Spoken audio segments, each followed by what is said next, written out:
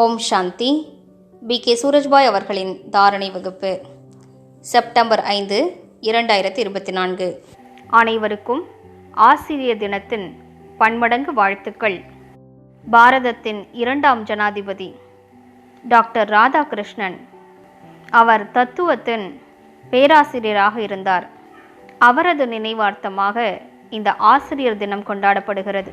அவர் மிகுந்த நல்ல மனிதராக இருந்தார். பாரதத்தின் 2ஆம் ஜனாதிபதியாக இருந்தார். அவர் கல்வித்துறையின் மேம்பாட்டிற்கு மிகுந்த உறுதுணை புரிந்தார்.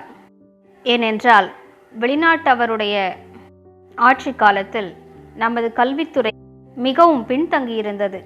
அதன் பிறகு தகுதி வாய்ந்த ஆசிரியர்கள் உருவாகினார்கள். பின்னர் நாம் கல்வித்துறையில் தொடர்ந்து முன்னேறி கொண்டிருக்கிறோம்.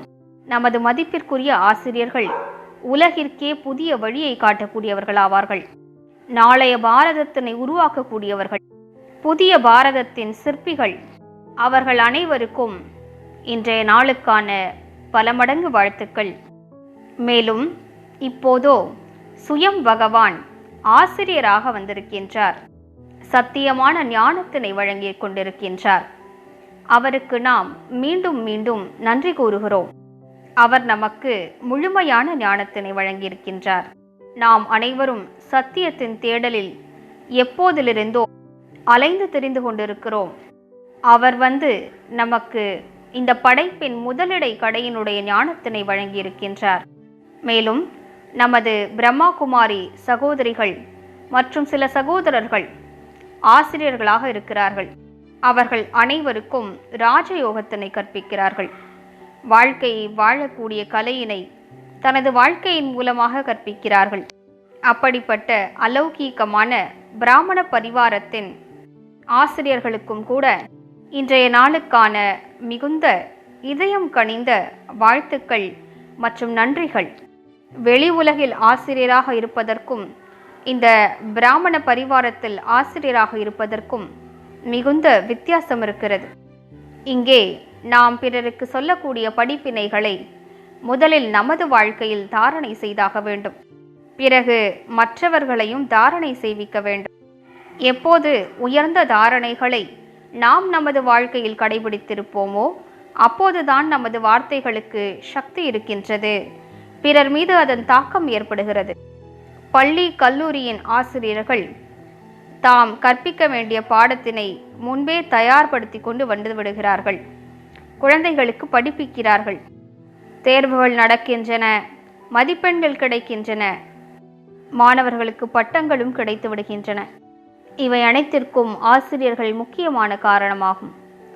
அவர்கள் குழந்தைகளை எப்படி விரும்பினாலும் உருவாக்க முடியும். நான் அனைத்து ஆசிரியர்களுக்கும் ஒரு விஷயத்தினை கூற விரும்புகின்றேன்.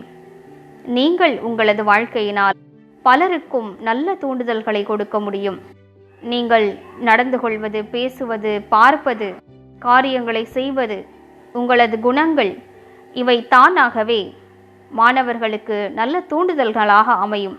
நீங்கள் அவர்களுக்கு இவற்றின் மூலமாக நல்ல நடத்தையினை கற்றுக் கொடுக்க முடியும். வார்த்தைகளால் படிப்பிப்பதன் கூடவே உங்கள் வாழ்க்கையினாலும் படிப்பியுங்கள். உங்களது வாழ்க்கை திறந்த புத்தகமாக ஆகிவிட வேண்டும். பிறர் அதனை பார்த்து நல்ல பாடங்களை கற்றுக்கொள்ள வேண்டும். உங்களது பணிவு நிறைந்த நடவடிக்கைகள், உங்களது உயர்ந்த பாவனைகள், அப்படிப்பட்ட உயர்ந்த விதையினை பிறரது மனதிலும் ஊன்றிவிட வேண்டும். நமது இந்த கல்வியானது வெறும் பட்டம் வாங்குவதற்காக மட்டும் இருக்கக்கூடாது. ஒரு நல்ல கல்வி நல்ல மனிதர்களை உருவாக்கக்கூடியதாக இருக்கும். மனித வாழ்வில் நற்பண்புகளை ஊட்டிவிடுவதுதான் உயர்ந்த கல்வியாகும். வாழ்க்கை தடைகளற்றதாகவும் பிரச்சனைகளிலிருந்து விடுபட்டதாகவும் நடத்துவதற்கு மனிதர்களுக்கு சக்தி வழங்கக்கூடியதாக இருக்க வேண்டும். இந்த தேசத்திற்கும் சமுதாயத்திற்கும் எதையாவது கொடுக்க வேண்டும், சேவை செய்ய வேண்டும் என்ற மனப்பான்மையை வளர்க்கக்கூடியதாக இருக்க வேண்டும். மேலும் நமது பிரம்மா குமாரி சகோதரிகள் மிக உயர்ந்தவர்களாவார்கள். தூய்மையான வாழ்க்கையினை கடைபிடித்து தமது வாழ்வினையே பகவானுக்காக சமர்ப்பணம் செய்துவிட்டார்கள். அப்படிப்பட்ட சமர்ப்பண சகோதரிகளுக்கு இதயபூர்வமாக நாங்கள் தலை வணங்குகிறோம்.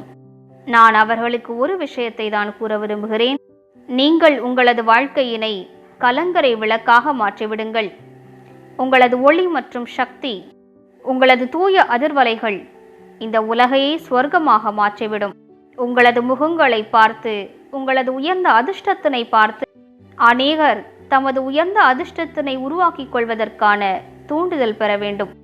தேவ குலத்தின் மகான ஆத்மாக்கள் கவர்ந்தெழுக்கப்பட்டு பகவானை சந்திப்பதற்காக அவரது வீட்டிற்கு வர வேண்டும். இப்படிப்பட்ட உயர்ந்த பொறுப்பு நமது சகோதரிகளுக்கு இருக்கிறது. அதனை அவர்கள் நன்றாக உணர்ந்திருக்கிறார்கள். சகோதரிகள், நீங்களும் தகுதி வாய்ந்தவர்களாக ஆக வேண்டும். பிறரையும் தகுதி வாய்ந்தவர்களாக ஆக்கிக் கொண்டே செல்ல வேண்டும்.